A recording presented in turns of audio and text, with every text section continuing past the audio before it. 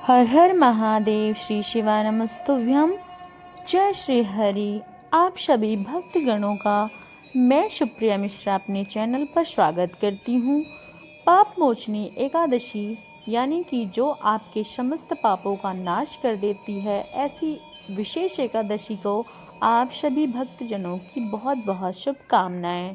हमारे शास्त्रों में वर्णन आता है कि जो मनुष्य इस एकादशी का श्रद्धा और निष्ठा पूर्वक पालन करते हैं, वह उनके पूर्व जन्म के समस्त पाप कष्ट दूर हो जाते हैं। ब्रह्म हत्या, परम स्त्री गमन जैसे महान पापों से भी मुक्ति दिलाती है यह पाप मोचनी एकादशी।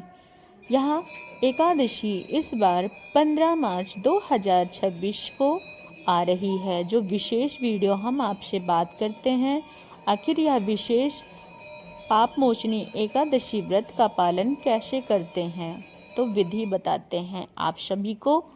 यह विधि बताएंगे इस वीडियो में। तो चैनल पे नए हैं तो सब्सक्राइब कर लीजिए। पाप मोचनी एकादशी 15 मार्च 2026 रविवार को ही है।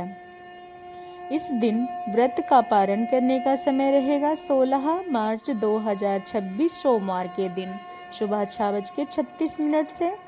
और यह व्रत, इस पाप मोचनी एकादशी का व्रत पालन करने की जो विधि है, इस एकादशी के महात्म्य का वर्णन करते हुए भगवान श्री कृष्ण कहते हैं, जो व्यक्ति एकादशी को श्रद्धा और नियम पूर्वक पालन करता है, अपने पूर्व और वर्तमान जन्म के सभी पापों को मुक्ति हो जाता है। इस मास में जो भक्त पूर्ण श्रद्धा से संकल्प लेकर एकादशी का पालन करेगा, उसे अनंत गुना अधिक पुण्य का फल प्राप्त होगा।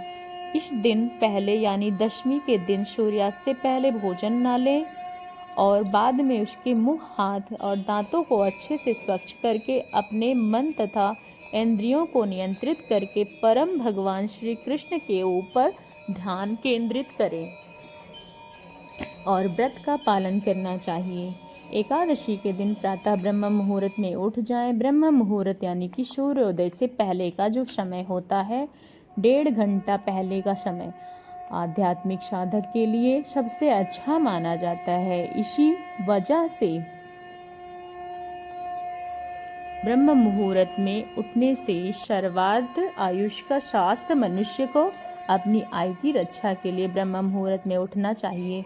उठने के बाद स्नान आदि से स्वच्छ शुद्ध कर लीजिए। अगर संभव हो तो किसी पवित्र नदी या स्नान कर लीजिए। असंभव नहीं है तो आप अपने घर के ही जल में, गंगा जल में लाकर स्नान करें। पूजा स्थान, मंदिर और घर को साफ सुथरा करें, स्वच्छ करें। फिर अपने गुरु का स्मरण करते हुए श्री हरि की जयकार करते हुए घंटी बजाकर भगवान को जगाकर सबसे पहले उन्हें मीठे पदार्थ का भोग लगाएं। जब तक भगवान स्वीकार करते हैं तब तक आप अपने भगवान की प्रातःकालीन मंगल आरती करने में संपूर्ण तैयारी कर लें। अब 15 मिनट के बाद भगवान जी को भोग लगा लीजिए। फिर मंगल आरती करें और उनके दर्शन करें। आप अपने मंगल आरती नहीं कर सकते तो आप अपनी जो प्रातःकालीन डेली की पूजा है, आप उसे कर सकते हैं।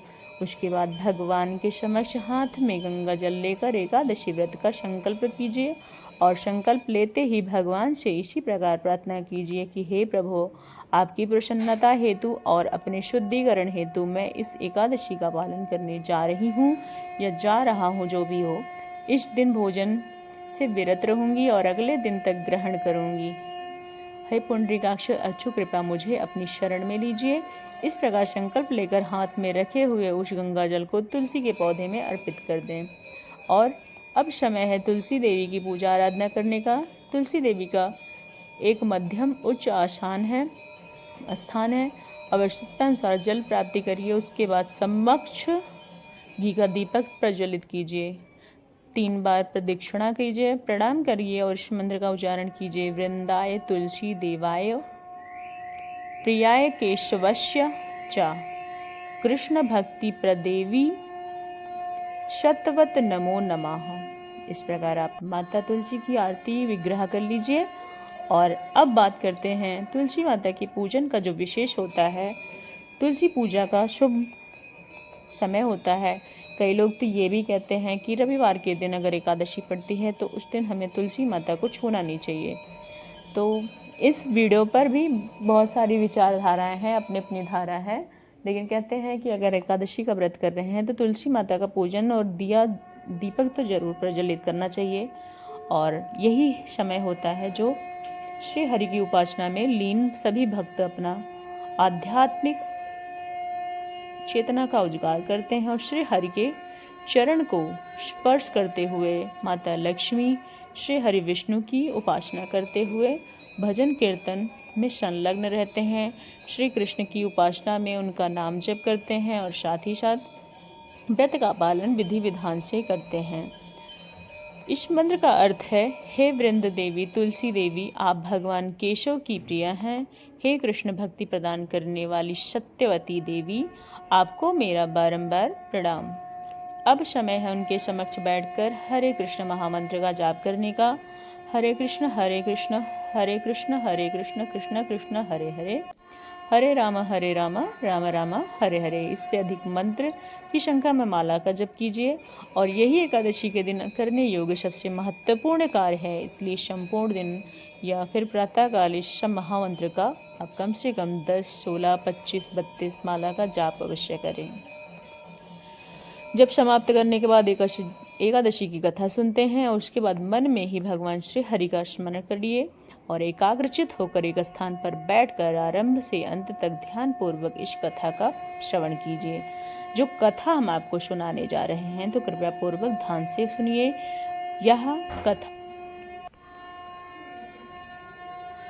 चैत्र मास में कृष्ण पक्ष में आने वाली यह जो पाप मोचनी एकादशी है, वह सब हमने अभी आपको एकादशी की विधि विधान बताए हैं, सारे नियम बताए हैं, इसका पालन अवश्य कीजिएगा। मनुष्य न सिर्फ भगवान श्री हरि की विशेष कृपा प्राप्त करते हैं, अपितु वो अपने जन्म मृत्यु के चक्र से भी मुक्त हो सकते हैं अगर इस एकादशी को पूर्ण रूप से पालन करते हैं। तो यह जो कथा है हम आपको सुनाने जा रहे हैं, तो आप ध्यानपूर्वक सुनिएगा। और एकादशी से उपलक्ष्य में हम उसी से जुड़ी हुई पौराणिक कथा का श्रवण भी कर रहे हैं। आज की पाप मोचनी एकादशी का व्रत आरंभ करते हैं। युधिष्ठिर महाराज ने भगवान श्री कृष्ण से पूछा, हे केशव, आपने मुझे आमलक की एकादशी का वर्णन तो कह सुनाया, अब कृपया मुझे चैत्र मास की कृष्ण पक्ष के आने वाली पाप मोचनी एकादशी के विषय में भी बताइए। अब युधिष्ठिर महाराज सुनकर बोलते हैं कि मधुसूदन, श्री कृष्ण ने कहा, हे राजन, एक समय बाद की बात है, जो लोग लोमश ऋषि ने राजा माधाता को इस पाप मोचनी एकादशी की महिमा सुनाई थी। चैत्र मास के कृष्ण पक्ष में आने वाली इस एकादशी का पालन समस्त पापों का नाश हो जाता है और व्यक्ति अष्ट सिद्धि को भी प्राप्त होता है। अब मैं तुम्हें लोमश ऋषि द्वारा सुनाई हुई पौराणिक कथा का वर्णन सुनाता हूँ, ध्यान पूर्वक सुने। भगवान श्री कृष्ण ने लोमश ऋषि द्वारा सुनाई गई इस कथा को कहना प्रारंभ किया। अनेक वर्षों पूर्व की बात है। देवताओं के कोषाध्यक्ष कुबेर के पास चैत्र रथ नाम का एक अत्यंत सुंदर उपवन था। संपूर्ण वर्ष के दौरान वहाँ वसंत ऋतु छाई हुई रहती थी और इसी कारण वह अनेक अप्सराएं, गंधर्व, किन्नर आदि विचरण करते रहते थे। देवतागण भी चैत्र और वैशाख मास में वहां भ्रमण करने आते थे। उस उपवन में शिव जी के परम भक्त मेधावी ऋषि तपस्या करते थे। वो अनेक अप्सराओं की तपस्या भंग करने का प्रयास किया था, लेकिन वह निष्फल रही थी। इसलिए मंजू घोषा नामक एक अप्सरा ने उनकी तपस्या भंग करने का निश्चय किया। मंजू घोषा नहीं वही ऋषि के आश्रम पर पहुंची, जहां उनकी कुटिया बनाकर रहने लगी। नित्य वह ऋषि को आकर्षित करने का प्रयास करती रहती। कुछ समय पश्चात शिव जी ने शत्रु कामदेव भी वहां आ गए और वो मेधावी ऋषि के ऊपर अपने बाण चलाकर उन्हें परास्त करने का प्रयास करने लगे। अब देखते हैं, आप जानते हैं कि शिव जी ने दक्ष के यज्ञ कुंड में अपनी पत्नी सती देवी को खो दिया था। तो उसके पश्चात स्वशुर दक्ष का सिर उन्होंने स्वयं 60,000 वर्षों तक तपस्या करने चले गए थे। उस समय ब्रह्मा जी ने शिव जी का ध्यान भंग करने के लिए कामदेव को बुलाया था। कामदेव ने शब्द, स्पर्श, रूप, गंध इत्यादि अपने हर प्रकार के बाणों द्वारा शिव जी का ध्यान भंग करने का प्रयास किया था। उस समय शिव जी को कामदेव के ऊपर अत्यंत क्रोध आया था और वह कामदेव को भस्म कर दिया था। हालांकि उनका शरीर नष्ट हो गया, लेकिन उनकी अस्तित्व था। इसलिए कामदेव ने सोचा कि मेधावी ऋषि जो शिव जी की तपस्या कर रहे हैं, उनका ध्यान भंग किया जाए। यह सोचकर कामदेव ने मेधावी ऋषि के शरीर में प्रवेश कर लिया। कामदेव के शरीर में प्रवेश होते ही ऋषि अत्यंत सुंदर दिखने लगे। उसी समय अप्सरा मंजू घोषा ऋषि के पास आई। ऐसी स्थिति में मेधावी ऋषि कामदेव के बाणों से पराजित हो गए और अपनी उपासना को भूलकर उस अप्सरा के साथ संलग्न हो गए। इस प्रकार अनेक वर्ष बीत गए। जब मंजू घोषा ने देखा कि ऋषि का पतन हो चुका है, तो वह स्वर्ण वापस लौटने का निर्णय कर लिया। ऋषि की आज्ञा मांगते हुए कहा, हे ऋषिवर, आप मुझ पर दया करें और मुझे स्वर्ग लौटने की अनुमति दें। मंजू घोषा की बात सुनकर ऋषि ने कहा, सुंदरी, तुम अभी संध्या में ही तो आई थी, रात्रि में ही रुक जाओ, प्रातःकाल चली जाना। इस प्रकार मंजू घोषा ऋषि के साथ 57 से वर्ष 9 महीने और 3 दिन तक रही थी। संपूर्ण समय अर्धवासी के समान प्रतीत हुआ। अब दोबारा मंजू घोषा ने ऋषि को जाने की अनुमति मांगी। ऋषि ने फिर से अपने साथ ठहर जाने के लिए कहा, लेकिन अब मंजू घोषा को ऋषि की यौनिक शक्ति का भय लगने लगा था। उसे लग रहा था ऋषि वास्तविकता ज्ञान होगा, वह अवश्य मुझे श्राप देंगे। इसलिए उसे प्रेम पूर्वक वाणी से ऋषि को कहा, ऋषि, आप मेरे साथ गुजारे हुए अपने समय का ध्यान करें। क्या अभी आप संतुष्ट नहीं है?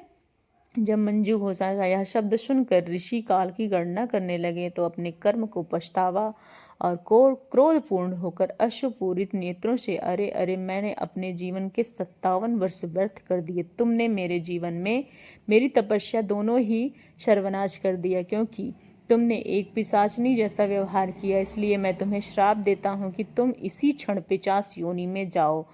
ऋषि से श्राप मिलने पर लज्जित और व्यथित मंजू घोषा ऋषि के चरणों पर गिर पड़ी, उसकी दया की याचना करने लगी। तब ऋषि ने कहा, हे देवी, मैं इस श्राप को वापस तो नहीं ले सकता।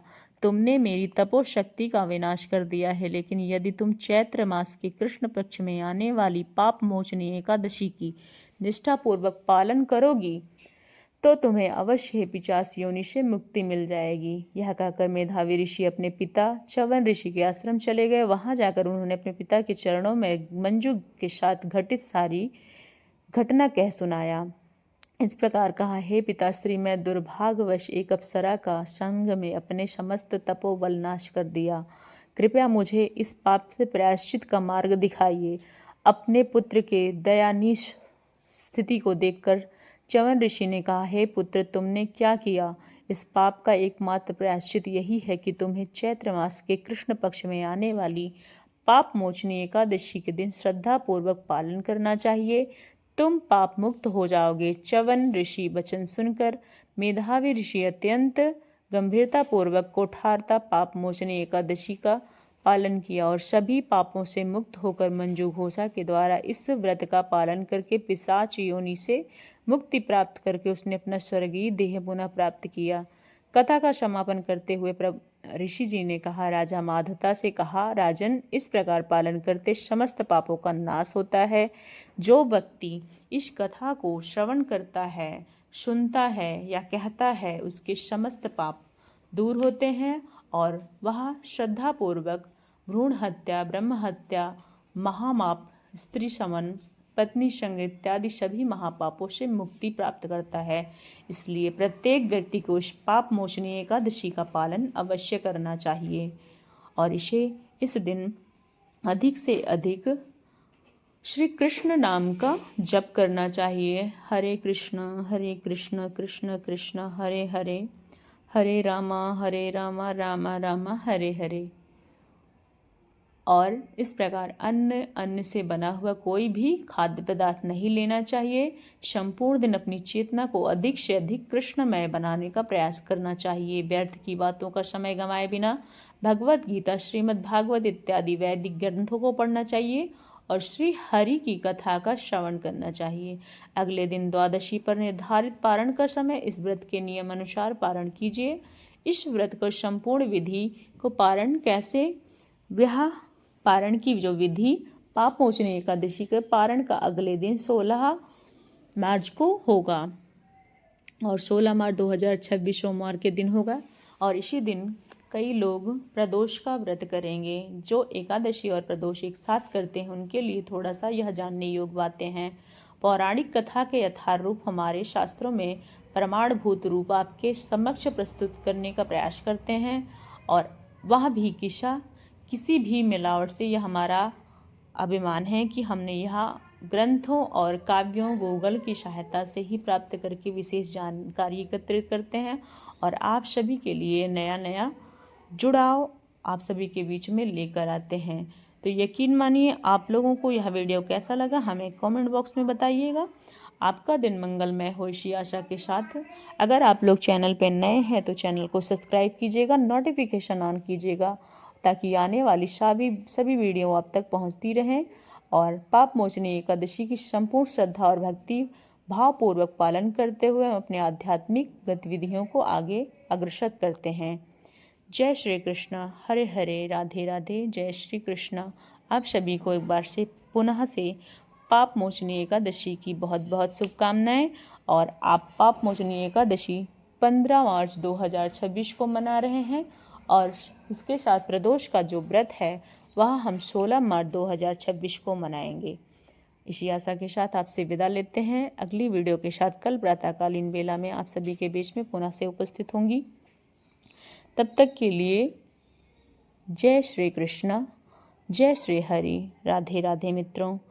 कृष्णाय वासुदेवाय हरये परमात्मने प्रणताक्लेशनाथाय गोविंदाय नमो नमः। श्री कृष्ण गोविंद।